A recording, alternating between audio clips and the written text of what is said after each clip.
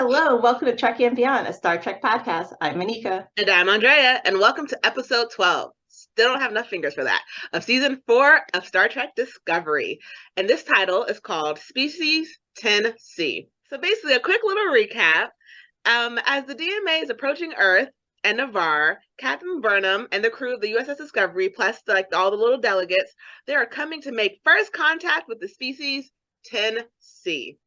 And they need to figure out what's going on before it's too late. But as always, we have Book and Takar making stupid decisions for smart people.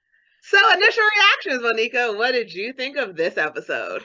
And they weren't the only ones making stupid decisions. We'll talk about that too.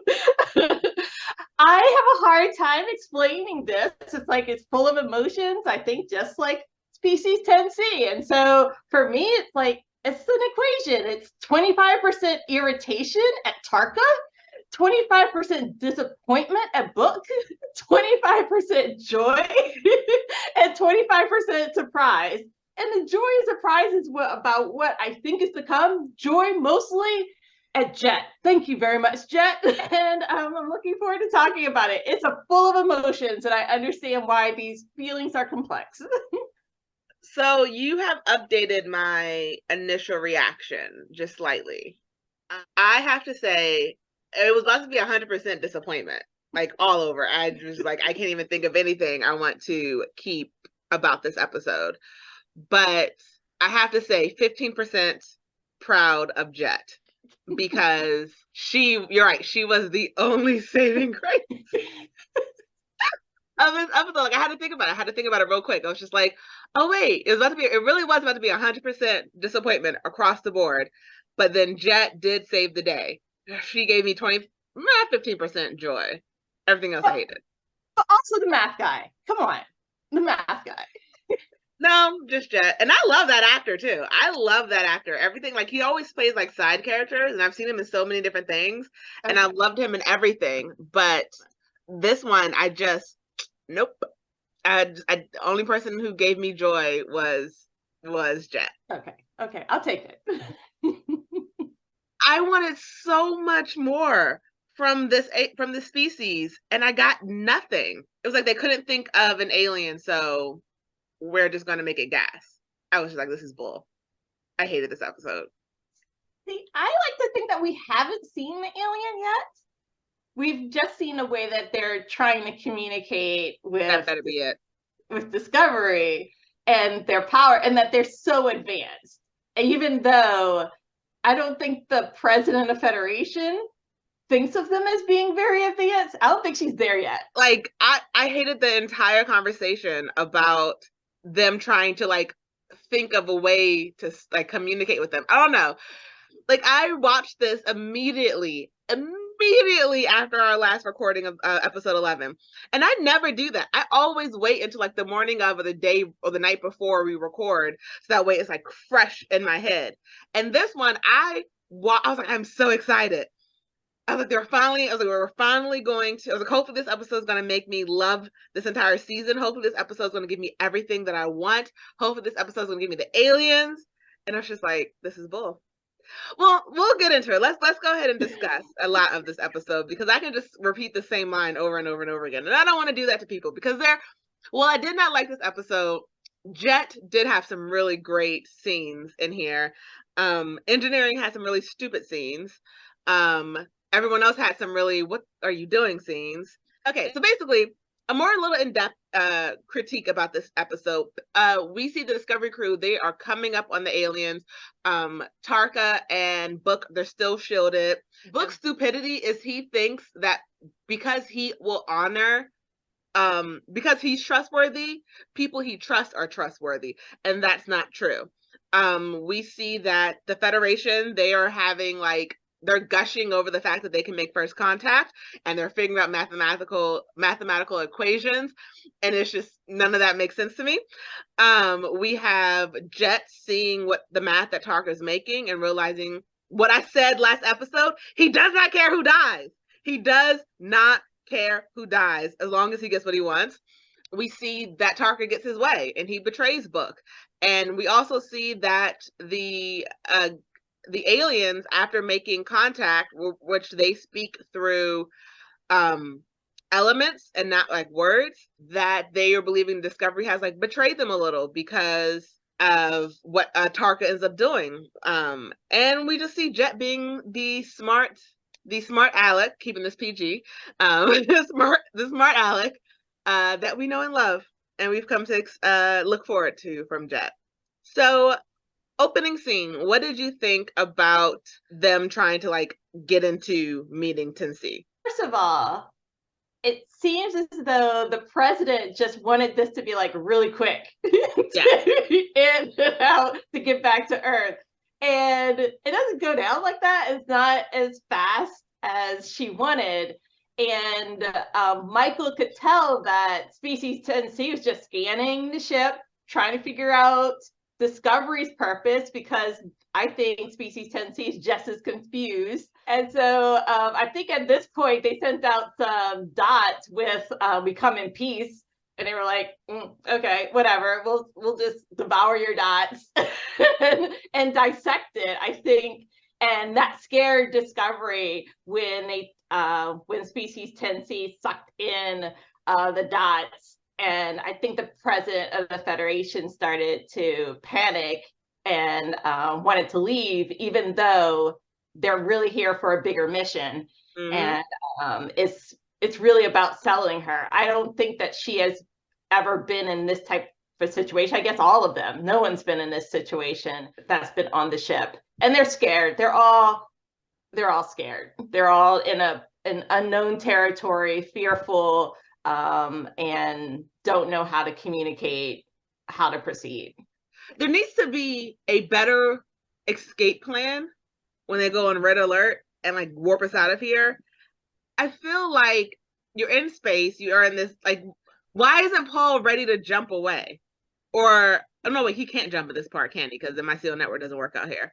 There needs to be a faster way to turn the ship around to warp, because all I could think about was when the dots got taken, like, can you not view if you're not facing them? Like, do you not have cameras on your rear to like, okay, crap, this went bad, let's warp out of here immediately, or not get that close? Yeah, because all I could think of was like, there has to be a better way of escaping, because it just seemed like the ship moved so slow. The ship you see in my background moved so slow, turning around, and it's like, is this as fast? Maybe it's like one of the things where it's like it's actually faster in person, but you wouldn't know because it just looks slower. But I was just like, there has to be a better way of escaping. There is a very quick line between the General of Earth and Saru when they were talking about this mission, and the closer they get to the hyperfield for Species Tennessee, the harder it will be for them to leave and warp because of some sort of, I guess, field around them and stuff like that. It was a really quick set of lines, but that's how they justified it. Because I'm like, this is slow. Maybe don't get as close. Interesting, but decisions that we didn't make ourselves. But we see the Discovery. They get captured and they're inside they're sort of brought inside. They need to start figuring out how to communicate. And we find out that the universal translator that they have come to rely on doesn't work. So now they need to come up with a different way of discussing, which sometimes it makes me wonder, what was the whole point of all of those delegates? Because it didn't seem like most of them were needed. Because like the conversation was literally just Saru, the president, Michael, and Navarre. And like the way that they had framed the conversation before seemed like that they needed this whole array of people, all these other delegates. And it's like, well, why'd you lie? You didn't need that many people. Yeah, I think the ship started out with more delegates, but the only set of delegates that were brought to the hangar bay area was for Earth and Navarre, the planet's the biggest threat. They've seemed to have like dismissed the other delegates, but I don't think they brought enough security there. for many of these decisions that they've made going in later on. They like enter into species 10C vessel and a whole lot of other decisions. They weren't thinking about security. They, for me, are the like this episode was the epitome of you wrote yourself into a corner. Like you built this huge thing up, and I feel I'm getting a letdown from this episode, because even the discussions about, okay, it's this much of joy, this much sadness, this much fear, and the way, like, this is not a science experiment, and it seemed that's what I'm trying to say. I guess they were taking it as a science experiment and like getting so excited that they were discovering a new language, and it's like, hey, you know why you're here? Because all those people on Earth are about to die. All those people on Navarre are about to die. Maybe like stop being so giddy. Maybe like it just didn't seem like they had the right motivation, because I can't think of what I'm trying to say behind it. It just seemed like they were using this as like a science test, and they were like having fun with it, and it's just like, this is not the feeling that should be conveyed right now. Okay, yeah, you're meeting this new alien race, possibly because they all look like gas giants, but it just seems so much of a letdown for how much they built up this race. Yeah. Oh, I think if this is Captain Pike, it would happen completely differently. Scientists do not make good and Michael's a xenoanthropologist, and she thinks of that way first. For species 10C, they were a little bit more interested once Michael shared with them the goodwill gesture of Boronite. And then they were like, oh, okay, then let's talk then. And so, because otherwise, that little equation of 4 + 5 = 9, that's nothing to them. They were like, that's why they broke down and got quiet. Because, like, okay, that's simple. Y'all are like really primitive. I don't got time unless you got more Boronite, then we can talk. But otherwise, you're just my new pet. It also made me wonder, did the giant not know about Booker's ship? Because they seemed like so smart, and so, I mean, this is their universe or whatever. This is their little subsection of space. Did they not know that the ship was there? Like, how did they not know? Oh, I think they knew, because they even scanned and locked down Book's vessel. So Book and Tarka were like scrambling because they had Well, they were all locked into the bubble, but like they never showed. I thought their computers got restricted too. They couldn't scan as much or do some things. That's what I thought. But no, I'm not talking about from books. So I'm saying, why wasn't it conveyed? It didn't seem like they conveyed that they knew the ship was there. I'm not saying Tarka didn't know. They knew. Tarka knew and Book knew that they were affected. It just was later in the episode we see that Book, when Tarka gets his way, and like after Book is like his own little cell of his own making, because I don't have pity for this man anymore. I'm done with him. That's when we see 10C goes crazy and like they pull back. Why? I just want to know why it wasn't conveyed earlier. Like, oh hey, we have you and your other little ship attached. Like, I don't know. I just seemed there's so many balls in the air with this episode that they gave me way more questions than answers when it came to things making sense. If that right. For me, I wasn't as concerned about why species 10C wasn't as concerned about Book ship. I was concerned as Zora for not recognizing the fact that the general of Earth was communicating with Book ship, and that Book ship, Tarka, and Jet were in a separate place that had leaked onto Discovery. Like that whole thing. Now later on, they kind of justified it, but no, they didn't. They didn't justify it. They actually made it worse, in my opinion, because Tarka and Book had to already be on the ship to implant that thing.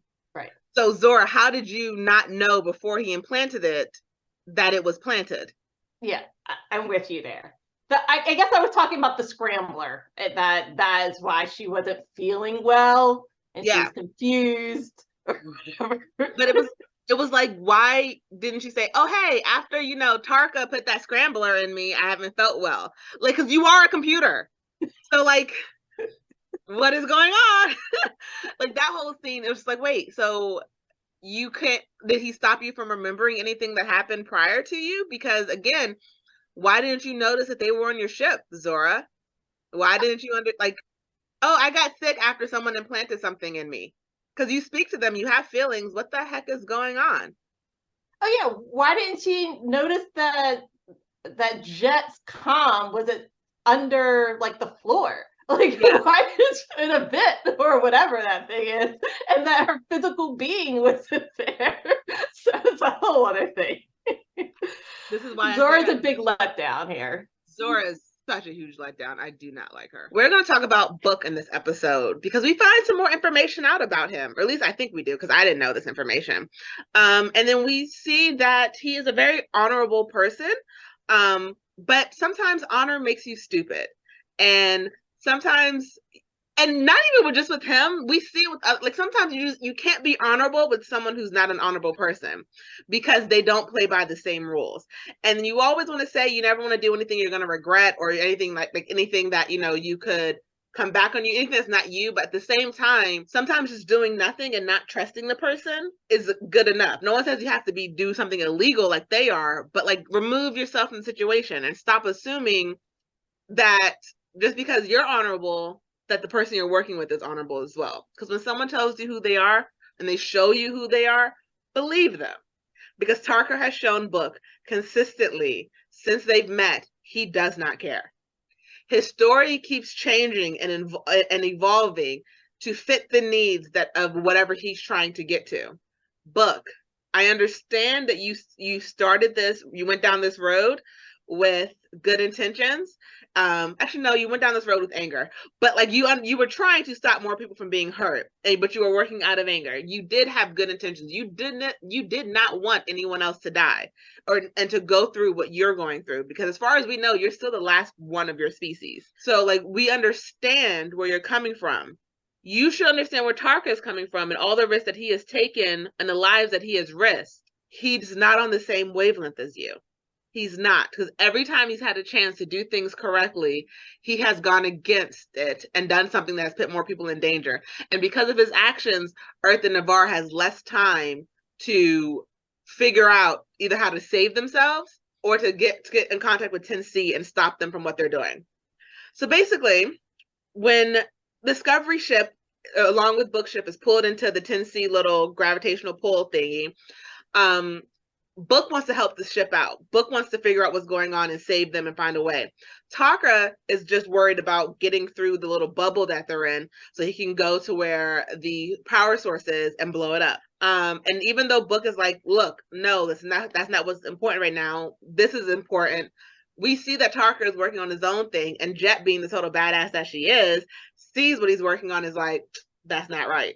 That's not right. And so she pulls Book aside and lets him, when Book is near her, she tells him, you can't trust him. What he's going to do is going to kill everyone. And he knows he's going to kill everyone. And you can ask him, and while you may not understand what he's explaining, look at his eyes. It's going to tell you the truth. And then she shares a story, which made me love her a little bit more and feel sad, about how sometimes you're holding on for the wrong reasons. And I say this about a lot of other personal things, but I won't bring that into this episode, but how she couldn't let someone die because she couldn't let them die, regardless of the fact that the ensign was begging for death, was begging to be dead, to get out, to be put out of their misery. And she kept this person alive for 11 days in agony. 11 days in agony where every second hurts because the eyes reminded her of her wife's eyes, and she couldn't let it go. And she's saying, Book, that's what you're doing in the situation, and you need to stop. And I wanted to hug her. What did you think about that scene? So first of all, the Jet's lines were amazingly accurate and shared a lot more about the story. Like I don't know if she ad-libbed some of them or if they're from the writers, but her lines are right on point with her character, and the timing is excellent. So hats off to that combination. Is just working. It's very strong for me. When she stated that he was a couple, when Tarka is she stated that that Tarka is a couple cherries short of a sundae. I thought that was a hoot. And she was holler. She was quite frank with Booker about pain that's making him blind to decisions and good judgment. And just the way that she was carrying herself there, the fact that her uniform jacket was open, so she's still part of Starfleet, but she's her own way. She's always worn her jacket open like that. And I haven't seen her, like, I don't know, demoted in any sort of way, but she is who she is. And she's clear about that. She's also very resourceful. So they chose the wrong hostage, but she's going to still be part of, I don't know, a problem solver into this, and not just be a hostage in a corner that's scared about what to do. Yeah. So I really like her character. I'm glad she's there. I missed her all season long. I just need to state that. I need more Jet consistently throughout the show, not just like 2 or 3 solid episodes at the end featuring her. So let's be honest. If Jet was still up there when someone else was missing, she would have figured that ish out quickly, because this show, that's what it is. They are stupid smart people. I think I said it before in a couple of other episodes. They are smart people who have no actual, they're book smart. They are not street smart. And Jet is both. She is both book smart and street smart. And so they don't have, I feel like this team of Discovery doesn't have common sense. Or is it common sense? Or is it like they just don't have social awareness? In their mind, they're very literal. So Zora kept saying, Jet is here. Well, she's not here. Well, then look. If Zora is saying Jet is in engineering and she is not, and you can't get a hold of her, common sense says something's wrong, guys. But they're so literal. It's like, oh, well, what could she mean? Obviously, something's wrong. Yeah, this is also a case of where we missed Tilly, because Tilly would have looked for her. Like, something is not, the math isn't mathing. So she would be like, and so there's something going on. So seeing Hugh come in is like just looking around, is like, oh, by chance, looking on the floor, what is this? Like, no, Jet would have been like in the first minute, wait, they're here, but we don't see them. All right, everyone fan out, look for something, something's wrong. Immediately. It wouldn't have been keep asking Zora to figure out what's going on. Like, Jet is the only one on that ship and like who seems to have both common sense and like street smarts and book smart. And it's just like everyone else, oh, like Jet would have been like, there's something wrong with Zora. Find what's wrong with her now, immediately. Like, oh, well, we think she's fine. She just feels a little fuzzy. Yeah, computers aren't supposed to have feelings. This is wrong. Let's figure this out. She found Tarka within like 30 seconds. Yeah. In engineering last episode. Yes. When Zora could not. But through her conversations with Booker, we learned that he is the 5th Cleveland Booker. Yes. And that reminded me of Princess Bride. So in Princess Bride, there's Dread Pirate Roberts. And it's a character that Wesley takes on when he leaves the princess to develop a fortune, because she wanted to marry someone wealthy and he wanted to give her the world. And so he went off to become a pirate, and he adopted the traits of Dread Pirate Roberts. And I feel like that's the same case with Cleveland Booker. I feel like I see a lot of other storylines in Discovery time and time again. And I love Princess Bride's story, and just wanted to make that connection there to Dread Pirate Roberts, which was taken on by several other characters along the way. But it's interesting because he hasn't shown as much of that side of him. I know he's taken on Michael and a few other things, but I guess I haven't seen the proud Cleveland Booker. I have to do good all the time. He seemed like a hustler at the very beginning. So I guess I wasn't getting that feeling that he had this proud name to continue with. And why didn't he share that then with his father then? That would have helped bridge their relationship. Because like we find out that Book was mentored by the fourth Cleveland Booker. That guy like really did impart some good values in him. And he was like, you have to have trust to know that the courier is going to deliver what they requested, that they're not going to rip you off. I felt like Jet should have just told him, you can't, just because you're trustworthy doesn't mean everyone else is trustworthy. I feel like that would be a Jet thing to say. And I feel like she said it in a roundabout way, but I just want her to be like strictly plain laid out. Because Booker, in his super honorable way, confronts Tarka. Here's another thing about the way they wrote Booker that is sort of annoying me. This man found out a couple episodes ago that Tarka did things to his ship without his knowledge. And he didn't think to implement a way to keep track if Tarka made any other upgrades and to alert him of that. Because when he confronts Tarka about it, there's another upgrade. Like Tarka basically took over his ship without Booker ever knowing. And it was like, you didn't have any fail safes after the first one to like not let him do this. See, this takes me back to that casino scene in which Tarka created this like force field around the guy that they were trying to capture in that chase to find the cheater. And so it seems as though Tarka like also has his own force field, a personal force field that protected him when Book was firing. And maybe this is how Tarka was able to capture Jet, because that still puzzles me how Jet That's true. Jet was kidnapped because I think that would be a hard fight, and Zora should have seen that. So many things Zora should have saw. Yeah, he has a lot of other personal defense mechanisms that he can deploy at any given time. I agree with you, though, that Book should have workarounds on his ship and like several layers of security protocols, especially knowing that he's the fifth generation pirate. If something happens to him, all that legacy of Cleveland Booker is gone. Like he needs to be able to pass on both the legacy from his planet that no longer exists, his former planet, and then also Cleveland Booker's piracy work. And it makes me wonder, why did they keep him in this? Like, did they just keep him in the show so they would have another plot point? Because I just don't see the point of him anymore because of this stupid.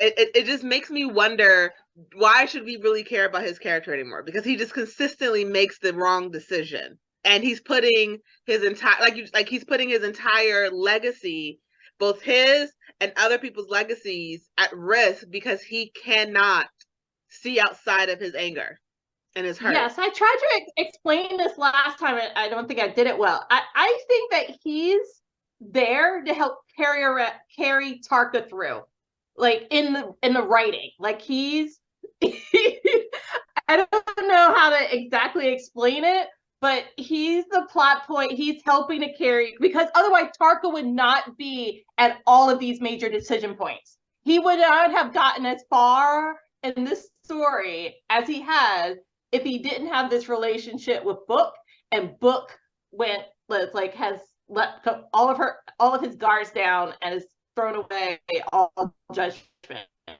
Because let's be honest, how do you not have a kill code that's verbal on your own ship? How are you imprisoned on your own ship? How can you not get out of a force field on your own ship? It is your ship, Book. You own it. This is like, I don't know what they're doing with his character, but it's such a huge letdown. And you're probably right. They're using him as a plot point to get Tarka further and further into the story. But at this point, make it make sense, because one, we learned that he was mentored and trained and has this whole legacy, like other stuff of these other people, and yet you're easily tricked. No one taught you how to spot someone who's like just using you. No one taught you to have a kill code on your ship that only you have access to, a verbal one possibly. There's no way for you to not be imprisoned on your own ship when you were a courier. It doesn't make sense. Not to me. Right. For me, I'm also able to see a big difference between Discovery crew and the itty bitty crew on Bookship. So the nice thing is that Saru, more so than Michael, realized that they needed more diverse perspectives to help solve some of these problems. So they brought the bridge crew in the hull bay to help troubleshoot and think about how to communicate best with the species 10C. And then also how the president was treating the scientists. Like, I know the mathematician, like she knows that he's a mathematician, but she didn't want to bring him further along into that last discussion point with species 10C. So she was like, you'll be the backup in case like things go bad. But I'm sending these leaders along. And we've heard from her time and time again that she was disappointed with him. I feel the same way, like that Tarka is a scientist in this case instead of a mathematician, but is not diplomatic, should not be on the front line at all. And Vance just had him working in the background on some research on the spore drive, and then it just happened to be this situation in which he's brought out to the forefront. But I don't think that was the intention at all. I think he should have just stayed in the back, and there should have been fail safes with him a long time ago. He should not have had Vance's password to bypass, and so we're just seeing the ripple effects of that.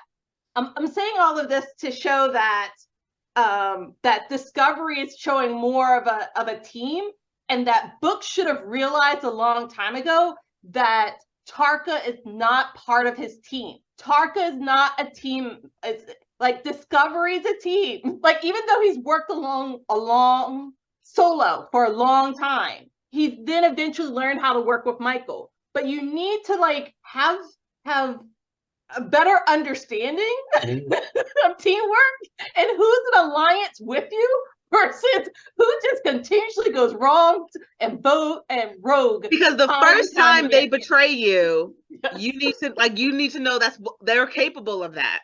Yeah. Because like once you know what someone's capable of, it's not going to change.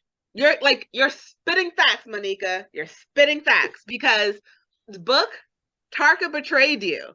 Every single time you've asked him to stop, he has found a way around it. Why are you not getting this? Look at you, spitting facts, Monica.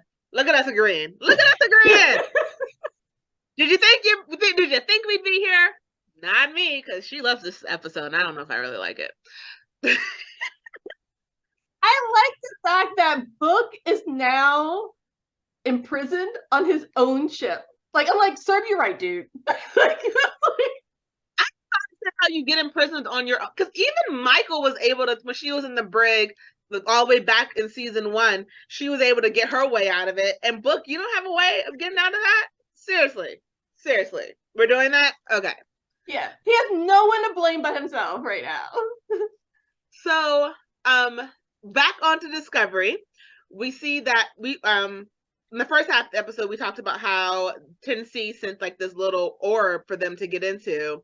And you mentioned a bit when the president didn't let the mathematician on there. And so they are onto this little orb, and it's like a better way for them to discuss and talk to 10C, which in my opinion didn't make sense, because why are you talking to them through the orb when you were just having a conversation with them on the ship?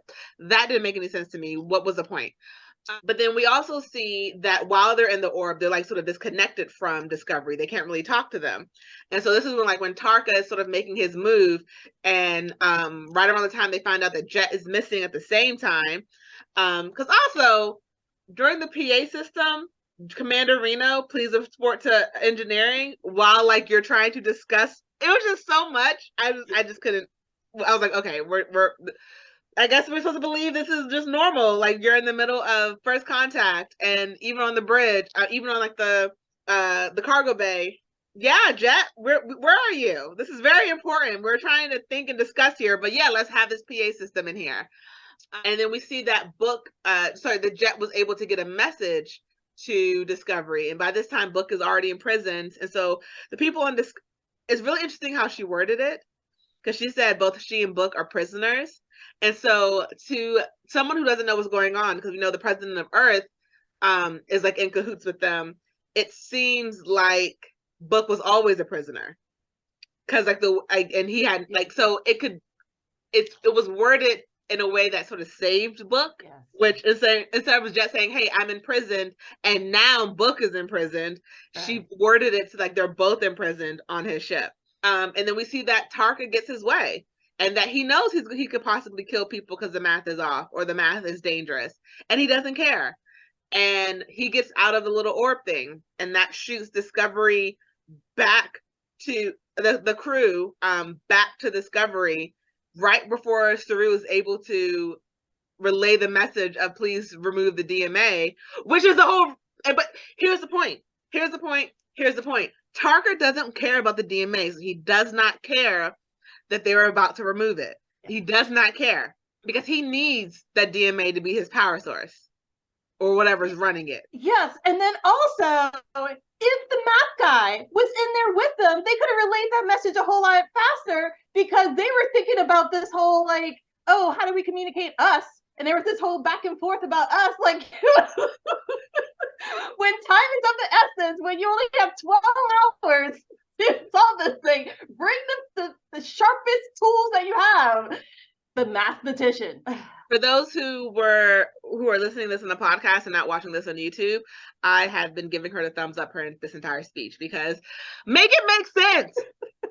This is not the time for keeping your best people as the backups. Time is of the essence. Best people. All the second-rate people need to be backups. Neither here nor there. Actually, it is here or there because this was stupid. So we see that Tarka escapes from the little thing and the delegates are thrown back to Discovery and they find out that Tarka's ship or Book's ship, no, it's Tarka's ship now because he runs that ish more than Book apparently, is jetted off. And the species 10C, they are upset or whatever, because we don't know because they don't have any faces. They're just gas giants. And they're left sort of wondering what is going to happen. And she's trying to figure out if they can get out the same way Book ship did. And there's just so much what if, and you only have one episode. And Jet warns them that if they don't stop Tarka, it's going to be a wasteland basically in space. Again, going to the fact that Tarka does not care who lives or dies. And I've known that for 2 episodes. I've known exactly for 2 episodes he does not care who dies. Why hasn't Book figured this out? Why did it take Book so long to figure this out? So what do you think is going to happen next? Because we only have 1 more episode. And I feel like there's so many answers that we need to make the season worth it. Maybe we won't get all of the answers. Maybe it's going to continue to season 5. I don't know. I agree with you. It's a lot to wrap up right now. I also feel as though this species, which is the reason why they call it species 10C, they haven't formally named it yet, it's a very advanced non-human life form. I'm excited for that. So that was part of my formula from earlier.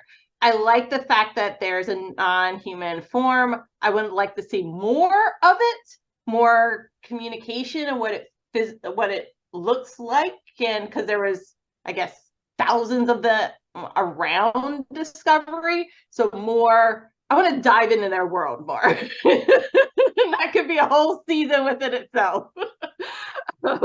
But we'll see that. We'll see more of DMA. I do not expect them at all to for Earth to explode. That would take the Federation and Star Trek into a really dark place. I think it always needs to have Earth because we're from Earth. So we need a connection there to that story. So somehow Earth and Navarre will be saved. I don't know how yet, but I don't think that those 2 planets will explode. And as you stated, Tarka has nothing to lose. So I don't know if he's really going to get literally captured. Nothing to gain by stopping. That's why he's so dangerous. He has nothing to lose and nothing to gain. Like there's nothing they can bribe him with. Right. Stop him. But before we get to the finale, I do want to say that I hope it's not going to be like Harry Mudd, in which he just flies off into the sunset. Like he just is let off the hook. He needs to be captured I don't know how they're going to do it. And they need to make sure that all of his technology is taken away from him so he can't escape because he's a trickster. And one more thing. Jet needs a promotion. Jet needs a promotion. Book needs to be slapped. And when I say slap, I mean they need to slap some sense into that boy because he has none. And I want this alien race to be worth it because I get that you're happy that it's like they've evolved past like being in a body. For me, I need to be able to see you. And just for you to be like a gas giant is sort of a cop-out because only in the sense that it's not like they found a new planet randomly and there's like a gas giant, but like they built this race up so much and like literally gave us nothing. Because like if it just looks like sky, that means that to me it's like they gave us nothing. Nothing I can see, nothing I'm like, oh, this alien or any. It's just air. They gave me air. Not even air. They gave me gas. Hot air. Ha! I need a defined form because how are you gonna build up this secret this entire time and then literally give us something we can see through? I need something tangible. And I hope I get it. And if I don't, I think I said last episode, I'm going to flip my laptop. I like this laptop. Please don't make me flip it. Anything to add before we log off? Yeah, so I have one more thing. Okay. So speaking of defining like moments and relationships, it seems like Saru and the president of VAR have although there was a communication rift there, she has clearly expressed her fondness for Saru. And so I hope that at least that professional relationship continues in a positive light and a friendship develops there. So I'm going to end on that positive note. I won't kill that positive note, but if you're listening to this, check it out on YouTube to see the faces I made. So as always, I'm Andrea. I'm Anika. And live long and prosper.